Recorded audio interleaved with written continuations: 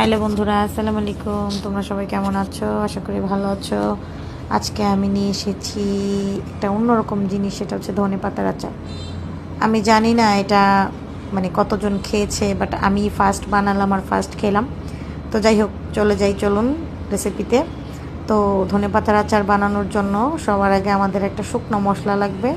তো সেটার জন্য হচ্ছে আমি পাঁচফোড়ন আর হচ্ছে সরিষা, এটা মানে খালি খোলায় আর কি, তেল ছাড়া খোলাতে ভেজে একটু গুঁড়া করে নিয়ে আলাদা এক সাইডে রেখে দেব।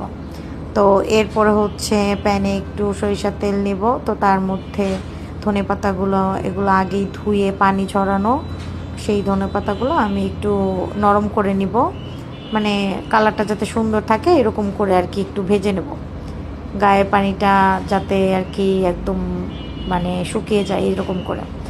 তো এরপরে আমি প্যান থেকে নামিয়ে ডাইরেক্ট পাটার উপরে দিয়ে দিয়েছি। তো আমি ভালো করে বেটে নেব। তো এরপর আরেকটা মশলা তৈরি করব, সেটার জন্য প্যানে আরেকটু তেল দিয়ে নিয়েছি। এর মধ্যে হচ্ছে তেঁতুলের কাত লাগবে। তো আমি আগে এটা বের করে রেখেছিলাম। তো এখন তেঁতুলের কাতটা তেলের উপরে দিয়ে দিব। এর মধ্যে দিয়ে দিব হচ্ছে 1 চামচ চিনি, আর হচ্ছে এটা টেস্ট বাড়ানোর জন্য। আর হচ্ছে দেব গুঁড়া মশলা, গুঁড়া মরিচ আর কি, 2 চামচ গুঁড়া মরিচ দিব। আর হচ্ছে দিব 1 চামচ লবণ। তো এটা ভালো করে মানে পানিটা শুকিয়ে নিব। তেঁতুলের ভিতরে যে পানিটা দিয়েছি ওটা একদম ভালো করে শুকিয়ে নিব, তেল ওঠা করে নিব। তো তারপরে এই মশলাটা, তার ধনেপাতা, ওটা একসাথে মিক্সড করে একপাশে রেখে দেব।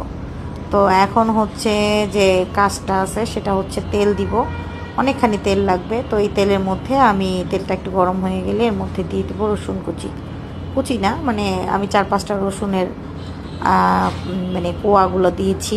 এখানে আপনারা চাইলে মানে যেটা আর কি বড় রসুন সেটাও দিতে পারেন। তো আমি আমাদের দেশি রসুন সেটা নিয়েছি। এটা একটু ভাজা হয়ে গেলে, হালকা গোল্ডেন ব্রাউন হয়ে গেলে তার মধ্যে হচ্ছে আমি দিয়ে দিব 2 চামচ সরিষা, গোটা সরিষা। তো এটা দিয়ে এর মধ্যে আমি ওই আমার যে মিশ্রণটা ছিল ধনেপাতার, ওটা দিয়ে ভালো করে তেলের সাথে মিশিয়ে নিব।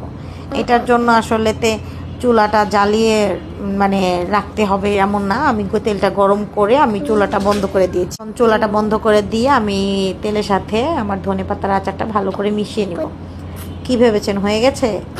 না না, আর একটু কাজ বাকি আছে। সেটা হচ্ছে আমার যে শুকনা মশলাটা আমরা রেখেছিলাম, তো ওই শুকনা মশলাটা এটার সাথে মিশিয়ে দিব।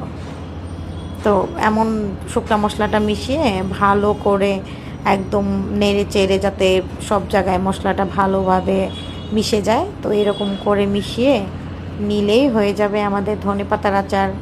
এটা আসলে তেলের মধ্যে চুবিয়ে রাখলে অনেক দিন ভালো থাকে। ধন্যবাদ।